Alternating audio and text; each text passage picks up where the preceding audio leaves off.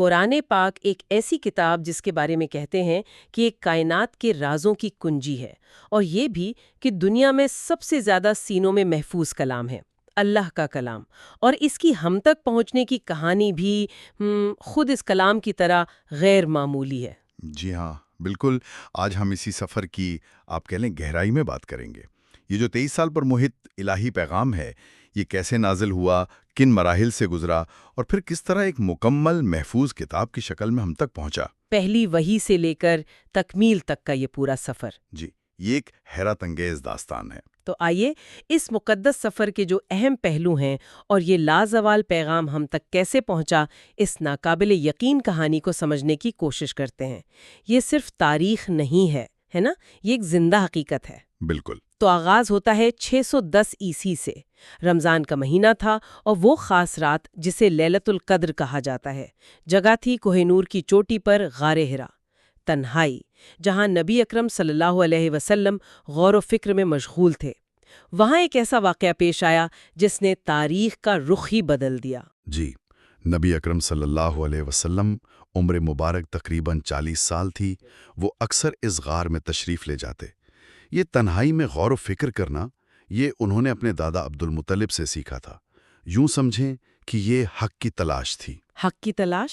جی، تو اس رات اچانک حضرت جبریل علیہ السلام ظاہر ہوئے، ایک نورانی وجود، اور آتے ہی ایک حکم دیا، اقرا، یعنی پڑھو۔ اور نبی اکرم صلی اللہ علیہ وآلہ وسلم جو امی تھے، پڑھنا لکھنا نہیں جانتے تھے، ان کا جواب تھا ما انا بقارئ، میں پڑھنا نہیں جانتا۔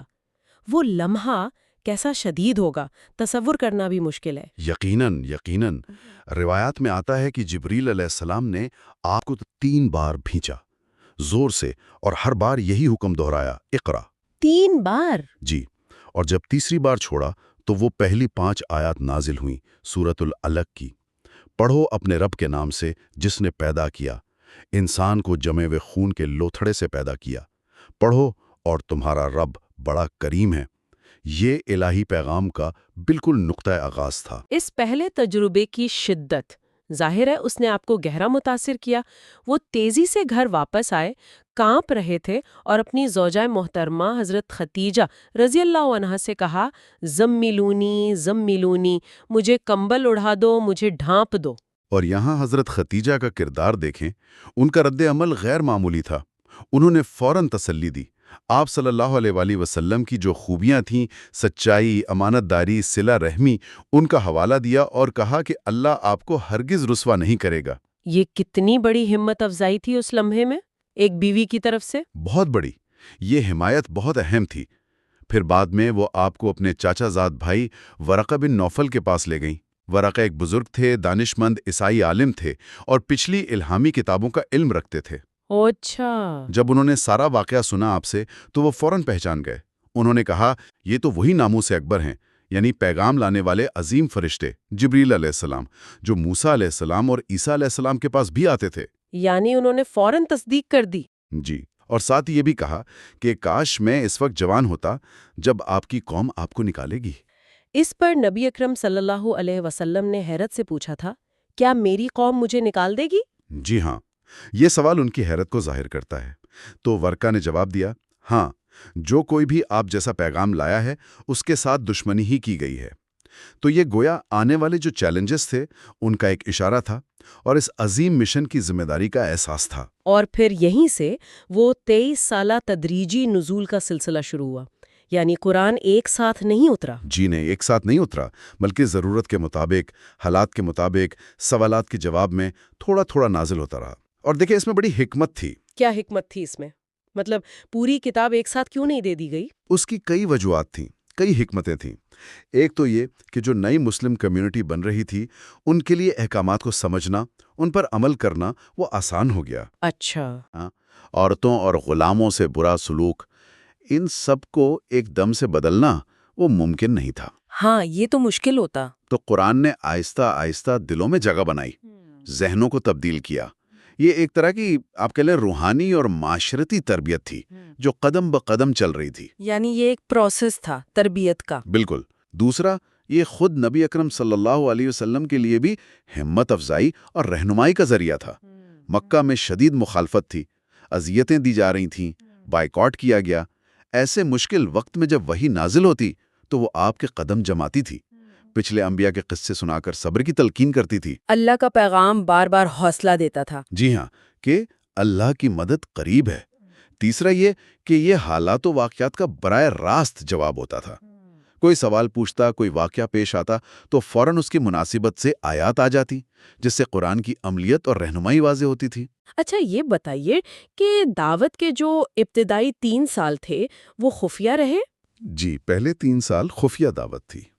صرف قریبی لوگوں کو جن پر بھروسہ تھا انہیں بتایا گیا۔ سب سے پہلے تو حضرت خدیجہ رضی اللہ تعالیٰ ایمان لائیں، پھر آپ صلی اللہ علیہ وسلم کے آزاد کردہ غلام زید بن حارثہ رضی اللہ تعالیٰ، آپ صلی اللہ علیہ وسلم کے چچا زاد بھائی نوعمر حضرت علی رضی اللہ تعالیٰ، اور پھر آپ صلی اللہ علیہ وسلم کے گہرے دوست حضرت ابو بکر صدیق رضی اللہ تعالیٰ۔ اور حضرت ابو بکر رضی اللہ تعالیٰ کی کوششوں سے پھر اور بھی لوگ ایمان لائے، ہے نا؟ جی بالکل، حضرت ابو بکر کی دعوت سے کئی معزز لوگ جیسے حضرت عثمان رضی اللہ تعالیٰ، حضرت طلحہ رضی اللہ تعالیٰ، حضرت زبیر رضی اللہ تعالیٰ، یہ سب مسلمان ہوئے۔ یہ ابتدائی مسلمان چھپ کر ملتے تھے، عبادت بھی چھپ کر کرتے تھے۔ اور جو آیات نازل ہو رہی تھیں ان کا کیا ہوتا تھا؟ وہ فوراً لکھی جاتی، کاتبین وحی موجود تھے، وہ کھجور کے پتوں پر، پتھر کی سلوں پر، چمڑے کے ٹکڑوں پر جو بھی میسر ہوتا لکھ لیتے، اور ساتھ ساتھ صحابہ انہیں حفظ بھی کر لیتے تھے۔ یعنی حفاظت کا عمل پہلے دن سے ہی شروع ہو گیا تھا۔ بالکل، سینوں میں بھی اور سطروں پر بھی دوہرا نظام۔ پھر 3 سال بعد کھلی دعوت کا حکم آیا، وہ صفا پہاڑی والا مشہور واقعہ۔ جی، جواب صلی اللہ علیہ وسلم نے تمام قریش کو پکارا اور انہیں اللہ کی طرف بلایا، لیکن ابو لہب جیسے سرداروں نے شدید مخالفت کی، اور یہیں سے پھر مخالفت جو تھی وہ کھلی دشمنی میں بدل گئی۔ یہ مخالفت اتنی شدید کیوں تھی؟ قرآن ان کے کس نظام کو چیلنج کر رہا تھا؟ دیکھیں، سب سے بنیادی بات تو توحید تھی، ایک اللہ کی عبادت، بت پرستی کا خاتمہ۔ اب یہ چیز ان کے مذہبی عقائد کے بھی خلاف تھی اور ان کے معاشی مفادات کے بھی۔ کعبے میں بت رکھے تھے، ان کی وجہ سے چڑھاوے آتے تھے، تجارت ہوتی تھی۔ اچھا، یعنی معاشی پہلو بھی تھا۔ بہت اہم تھا۔ دوسرا، قرآن نے سماجی انصاف اور برابری کا درس دیا، کہا کہ آزاد اور غلام برابر ہیں، عورتوں کو حقوق دو، وراثت میں حصہ دو، یتیموں کا مال نہ کھاؤ، کمزوروں کا خیال رکھو۔ یہ ساری باتیں اس وقت کے مروجہ نظام کے، جو سرداری نظام تھا، اس کے بالکل خلاف تھیں۔ تو قریش کے سردار اپنی طاقت اور اپنا سٹیٹس کھونا نہیں چاہتے تھے۔ بالکل، وہ اپنی مراد، اپنا استحقاق کیسے چھوڑ دیتے؟ تو مخالفت صرف نظریاتی نہیں رہی، بلکہ معاشی اور سماجی بھی ہو گئی، اور پھر ظلم و ستم کا دور شروع ہوا۔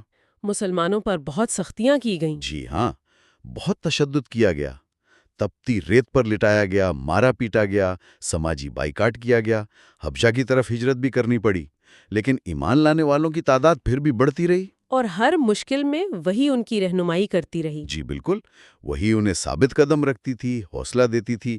تو یہ جو 30 سال کا عرصہ ہے نا، یہ صرف نزول قرآن کا نہیں ہے، بلکہ یہ قوم کی تعمیر کا، اس کی تربیت کا دور تھا۔ ایک ایسی قوم جو جاہلیت کی بستیوں سے نکلی اور تہذیب کی بلندیوں تک پہنچی۔ یہ خود قرآن کی طاقت کا ایک عملی ثبوت ہے۔ اچھا، اب آتے ہیں قرآن کی حفاظت کی طرف۔ یہ واقعی ایک منفرد پہلو ہے۔ آپ نے ذکر کیا کہ یہ شروع دن سے ہی لکھا بھی جا رہا تھا اور حفظ بھی کیا جا رہا تھا۔ یہ کیسے یقینی بنایا گیا کہ اس میں وقت کے ساتھ کوئی رد و بدل نہ ہو؟ یہ بہت ہی اہم سوال ہے، اور اس کا جواب قرآن کی تاریخ کا ایک شاندار باب ہے۔ دیکھیں، قرآن کی حفاظت کا وعدہ خود اللہ تعالیٰ نے کیا ہے۔ سورۃ الحجر میں آیت ہے کہ ہم نے ہی اس ذکر قرآن کو نازل کیا ہے اور ہم ہی اس کی حفاظت کرنے والے ہیں۔ اللہ کا اپنا وعدہ ہے۔ جی، اور اس وعدے کی تکمیل کے لیے غیر معمولی انتظامات ہوئے۔ پہلا تو یہ کہ نبی اکرم صلی اللہ علیہ وسلم خود سب سے بڑے حافظ تھے۔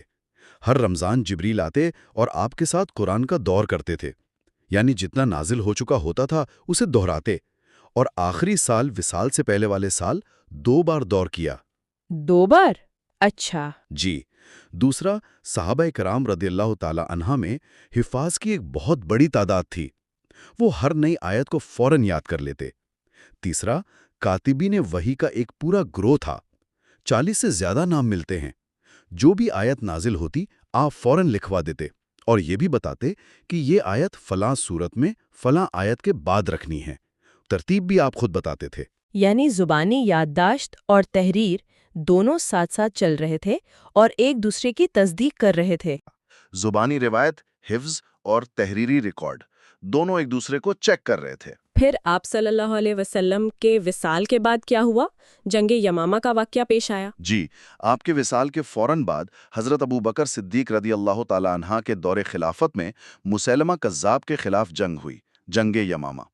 اس جنگ میں بہت سے حفاظ قرآن صحابہ شہید ہو گئے، تقریباً 70 کے قریب۔ 70 حفاظ؟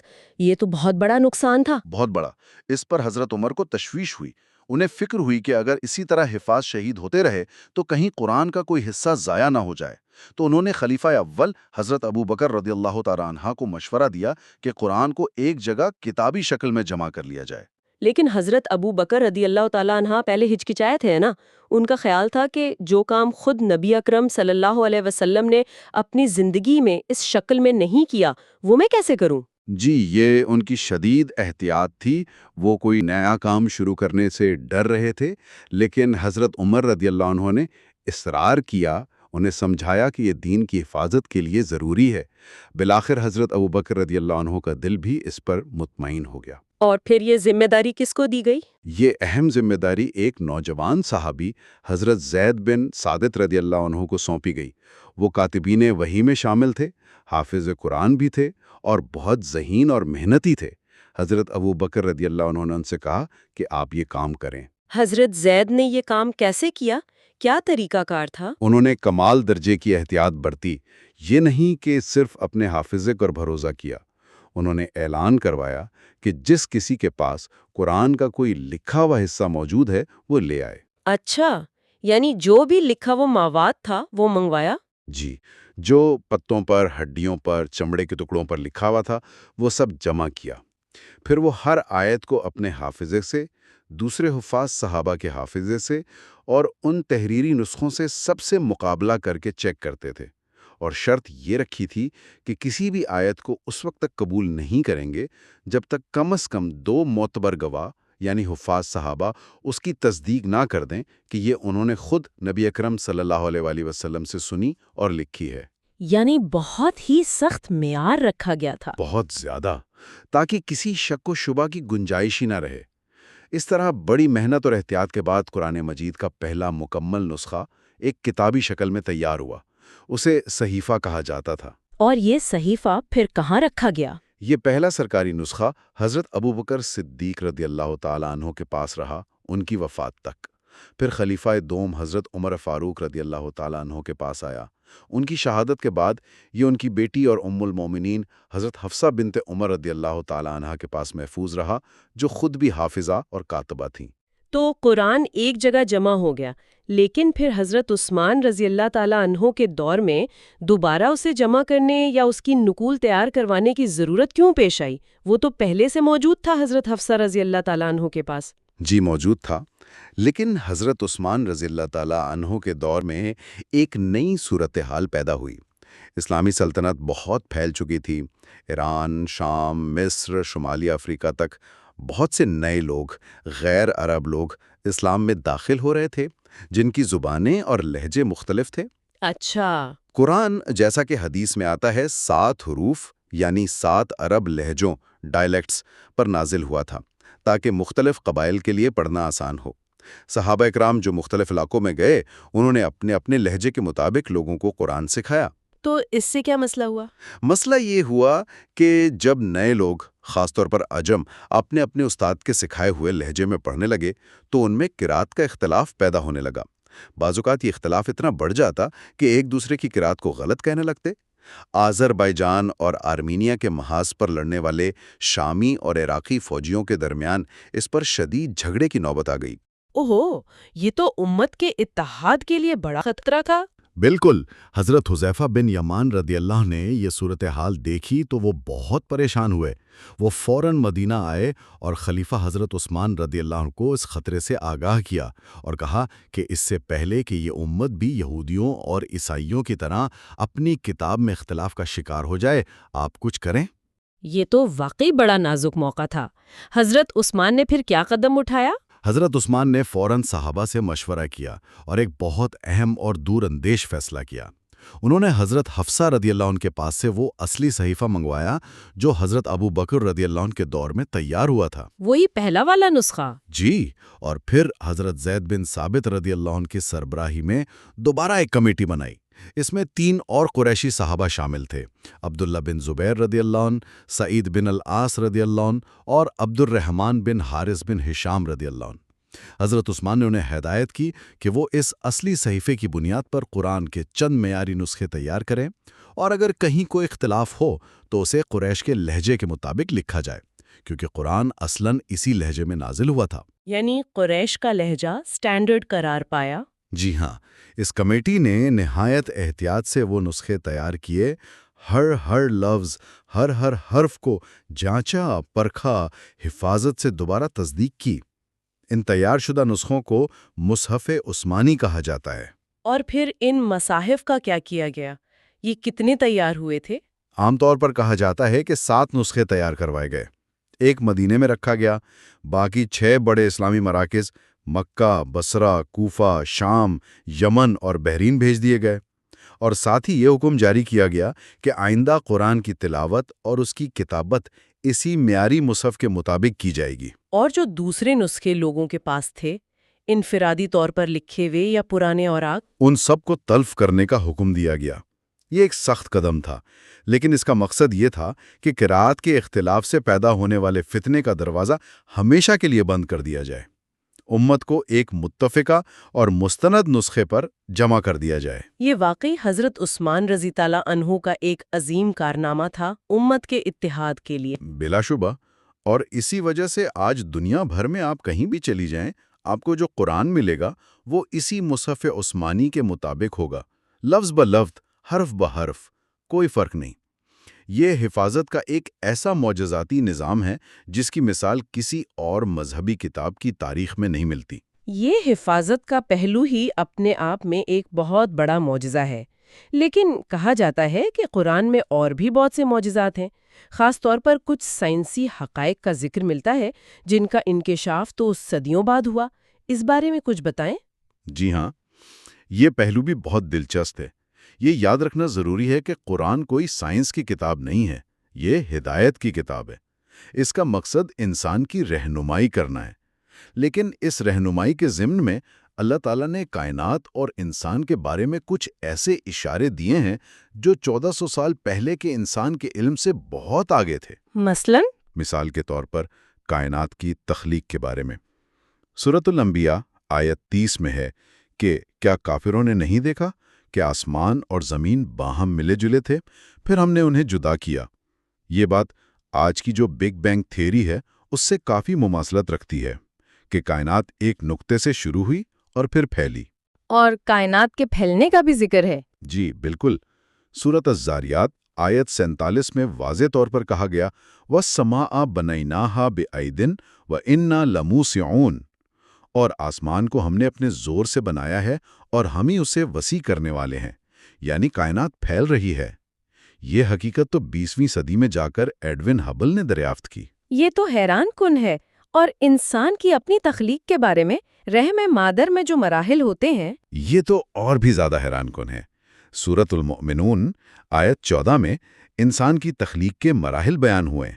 نطفہ یعنی ایک قطرہ، پھر علقہ یعنی جونک کی طرح چپکی ہوئی چیز یا جمع ہوا خون، پھر مدغہ یعنی چبائے ہوئے لقمے جیسا گوشت کا لوتھڑا، پھر اس مدغہ سے ہڈیوں کا بننا، پھر ہڈیوں پر گوشت کا چڑھنا۔ یہ ترتیب اور یہ تفصیلات، یہ تو بالکل وہی ہے جو آج کی جدید ایمبریولوجی بتاتی ہے۔ بالکل وہی۔ اس زمانے میں جب نہ مائکروسکوپ تھا نہ الٹرا ساؤنڈ، یہ تفصیلات کیسے معلوم ہو سکتی تھیں؟ یہ واقعی غور طلب بات ہے۔ کیا کوئی اور مثال ہے؟ بہت سی ہیں۔ مثلاً 2 سمندروں کا آپس میں نہ ملنا۔ سورۃ الرحمن میں آیات 19 سے 20 ذکر ہے کہ اللہ نے 2 سمندر چلائے جو آپس میں ملتے ہیں مگر ان کے درمیان ایک پردہ برزخ ہے، وہ ایک دوسرے سے گڈمڈ نہیں ہوتے۔ آج اوشینوگرافی بتاتی ہے کہ جہاں میٹھا اور کھارا پانی ملتا ہے، جیسے سمندر اور دریا کے دہانے پر، تو ان کی کثافت، ڈینسٹی اور نمکیات کے فرق کی وجہ سے ایک واضح حد ہیلوکلائن زون قائم رہتی ہے جو انہیں فوراً ایک دوسرے میں مکمل طور پر حل نہیں ہونے دیتی۔ سبحان اللہ، یہ سب جان کر واقعی حیرت ہوتی ہے کہ یہ باتیں 1400 سال پہلے ایک امی نبی صلی اللہ علیہ وآلہ وسلم کے ذریعے کیسے بیان ہوئیں۔ یہ تو ہوا سائنسی پہلو، کیا قرآن کا کوئی ادبی معجزہ بھی ہے؟ یقیناً، بلکہ قرآن کا جو بنیادی اور سب سے بڑا چیلنج تھا وہ اس کا ادبی معجزہ، اس کی زبان اور فصاحت و بلاغت ہی ہے۔ اسے اعجاز القرآن کہتے ہیں۔ اعجاز القرآن؟ جی، عرب اس زمانے میں اپنی زباندانی، اپنی شاعری، اپنی خطابت پر بہت فخر کرتے تھے۔ ان کی زبان بہت ترقی یافتہ تھی۔ قرآن جب نازل ہوا تو اس کا اسلوب، اس کا انداز بیان بالکل منفرد تھا۔ نہ وہ اس وقت کی شاعری جیسا تھا، نہ عام نثر یعنی خطابت جیسا۔ اچھا، تو کیسا تھا؟ اس میں ایک عجیب حسن تھا، روانی تھی، گہرائی تھی اور ایک زبردست اثر تھا۔ بڑے بڑے شعراء اور ادیب سن کر حیران رہ جاتے تھے۔ وہ کوشش کے باوجود اس جیسا کلام نہیں بنا سکے۔ قرآن نے بار بار چیلنج دیا کہ اگر تم اسے انسان کا کلام سمجھتے ہو تو اس جیسی ایک صورت ہی بنا لاؤ، یا 10 صورتیں بنا لاؤ، یا ایک آیت ہی بنا لاؤ۔ اور کوئی یہ چیلنج پورا نہیں کر سکا؟ کوئی نہیں کر سکا، آج تک نہیں کر سکا۔ اور یہ بات اس معجزے کو اور بھی زیادہ بڑا بنا دیتی ہے کہ یہ کلام ایک ایسے شخص پر نازل ہو رہا تھا جو امی تھے، جنہوں نے کسی سے لکھنا پڑھنا نہیں سیکھا تھا۔ یہ واقعی ایک زبردست دلیل ہے۔ اچھا، ایک توافق کا ذکر بھی میں نے سنا ہے کہ قرآن کے الفاظ اور آیات میں کوئی خاص عددی ترتیب یا ہم آہنگی پائی جاتی ہے، یہ کیا چیز ہے؟ جی، توافق کا مطلب ہے قرآن کے متن میں پائی جانے والی ایک خاص قسم کی عددی اور ساختی ہم آہنگی، نیومیریکل اینڈ اسٹرکچرل سیمیٹری۔ یہ ایک نسبتاً نیا میدان ہے جس پر کچھ علماء نے کام کیا ہے، خاص طور پر بدیع الزمان سعید نورسی نے اس کی طرف اشارہ کیا۔ اس کی کوئی مثال دے سکتے ہیں؟ اس کی کئی طرح کی مثالیں دی جاتی ہیں، جیسے بعض مخصوص الفاظ، مثلاً لفظ اللہ، رب، رحیم، بعض خاص نسخوں میں جو ایک خاص طریقے سے لکھے گئے ہو، صفحات پر عمودی طور پر ایک سیدھ میں آتے ہیں، یا آمنے سامنے کے صفحات پر بالکل ایک ہی جگہ پر پائے جاتے ہیں۔ اچھا۔ یا پھر مانوی مناسبت سے توافق، جیسے سورہ یوسف میں جہاں حضرت یوسف علیہ السلام کا نام آتا ہے صفحہ 235 پر، تو اس کے بالکل سامنے والے صفحے 236 پر اسی مقام پر لفظ جمال یعنی خوبصورتی کا آنا۔ یہ تو بہت دلچسپ ہے۔ کیا یہ محض اتفاق ہو سکتا ہے؟ اسے محض اتفاق کہنا مشکل لگتا ہے، خاص طور پر جب ایسی مثالیں کثرت سے ہوں۔ ایک اور مشہور مثال اصحاب کہف کے کتے کے ذکر کی ہے۔ قرآن میں لفظ آتا ہے وَقَلْبُهُمْ اور ان کا کتا صفحہ 294 پر، اور پھر اس کے ٹھیک 141 صفحات کے بعد صفحہ 435 پر بالکل اسی مقام پر لفظ آتا ہے قطمیر۔ قطمیر؟ اس کا کیا مطلب ہے؟ قطمیر کا مطلب ہے کھجور کی گٹھلی کے اوپر جو باریک سا چھلکا ہوتا ہے، لیکن بعض روایات میں اصحاب کہف کے کتے کا نام بھی قطمیر بتایا گیا ہے۔ تو ان دونوں الفاظ کا قرآن میں بالکل ایک ہی جگہ پر آنا 141 صفحات کے فاصلے سے، یہ حیران کن ہے۔ واقعی اس طرح کی اور بھی مثالیں ہوں گی؟ جی، اس پر کام کرنے والوں نے سینکڑوں ایسی مثالیں جمع کی ہیں۔ اگرچہ یہ ایک ایسا علم ہے جس پر مزید تحقیق کی ضرورت ہے اور اس کی حتمیت پر اتفاق نہیں ہے، لیکن یہ قرآن کے متن کی غیر معمولی ساخت اور اس کے اللہ کا کلام ہونے کی طرف ایک اشارہ ضرور کرتا ہے۔ تو سائنسی اشارے ہو گئے، ادبی معجزہ ہو گیا، یہ عددی ہم آہنگی ہو گئی، کیا کوئی اور پہلو بھی ہے قرآن کے معجزہ ہونے کا؟ جی، اس کی پیشگوئیاں بھی ہیں جو وقت کے ساتھ پوری ہوئیں، جیسے روم کی سلطنت جو ایران سے شکست کھا گئی تھی، قرآن نے پیشگوئی کی کہ وہ چند سالوں میں دوبارہ غالب آ جائیں گے، سورۃ الروم، اور ایسا ہی ہوا۔ یہ تو تاریخ سے ثابت ہے۔ جی، اسی طرح اسلام کے پھیلنے کی خبر، اور سب سے بڑھ کر خود قرآن کی حفاظت کا وعدہ جو ہم اپنی آنکھوں سے پورا ہوتا دیکھ رہے ہیں پچھلے 1400 سال سے، پھر اس کی آفاقیت بھی ایک معجزہ ہے۔ آفاقیت سے کیا مراد ہے؟ اس سے مراد یہ ہے کہ قرآن کسی خاص قوم یا کسی خاص زمانے کے لیے نہیں ہے، یہ تمام انسانوں کے لیے ہے، ہر دور کے لیے ہدایت ہے۔ اس کی تعلیمات انسانی فطرت کے عین مطابق ہیں، وہ آج بھی اتنی ہی متعلقہ ہے، ریلیونٹ، جتنی 1400 سال پہلے تھیں۔ یہ بھی اس کے الہی کلام ہونے کی دلیل ہے۔ ان تمام پہلوؤں کو دیکھتے ہوئے آخر میں یہ بتائیے کہ قرآن ہماری روزمرہ زندگیوں میں کیا کردار ادا کرتا ہے، یا اسے کیا کردار ادا کرنا چاہیے؟ دیکھیں، قرآن صرف ایک مقدس کتاب نہیں ہے جسے ہم اونچی جگہ پر رکھ دیں یا صرف ثواب کے لیے پڑھ لیں۔ اگرچہ اس کی تلاوت پر یقیناً بہت ثواب ہے، ہر حرف پر 10 نیکیاں ہیں، لیکن اصل بات یہ ہے کہ یہ زندگی گزارنے کا ایک مکمل ضابطہ ہے، A complete code of life. یعنی یہ عمل کرنے کے لیے ہے۔ بالکل، یہ ہمیں سوچنے کی، سمجھنے کی، غور و فکر کرنے کی دعوت دیتا ہے۔ یہ ہماری نمازوں کو معنی دیتا ہے، ہماری دعاؤں کو الفاظ سکھاتا ہے، اللہ سے ہمارا تعلق مضبوط کرتا ہے۔ یہ ہمیں اچھے اخلاق سکھاتا ہے، ہمیں بتاتا ہے کہ والدین سے کیسا سلوک کرنا ہے، پڑوسیوں کے کیا حقوق ہیں، معاشرے میں کیسے رہنا ہے۔ یہ ہمیں دنیا اور آخرت دونوں میں کامیابی کا راستہ دکھاتا ہے۔ تو یہ صرف ماضی کا ایک معجزہ نہیں ہے، بلکہ حال اور مستقبل کے لیے بھی ایک زندہ رہنما ہے۔ بالکل، حدیث میں ہے نا، نبی اکرم صلی اللہ علیہ وآلہ وسلم نے فرمایا، خیرکم من تعلم القرآن وعلمہ، تم میں سے بہترین وہ شخص ہے جو قرآن سیکھے اور سکھائے۔ تو اسے سمجھنا، اس پر عمل کرنا اور اس کے پیغام کو دوسروں تک پہنچانا، یہی اس کا اصل حق ہے۔ تو یہ تھا قرآن کا سفر، وہی کہ اس پہلے لرزہ دینے والے لمحے سے لے کر اس کی بے مثال حفاظت تک، اس کے اندر پوشیدہ علمی، ادبی اور عددی نشانیوں تک، اور آج بھی ہماری زندگیوں میں اس کی مستقل رہنمائی تک۔ جی، اور یہ ایک ایسا سفر ہے جو کبھی ختم نہیں ہوتا، اس کی گہرائی لامحدود ہے۔ ہر دور میں جب لوگ غور کرتے ہیں تو انہیں اس میں نئی معنی اور نئی حکمتیں ملتی ہیں۔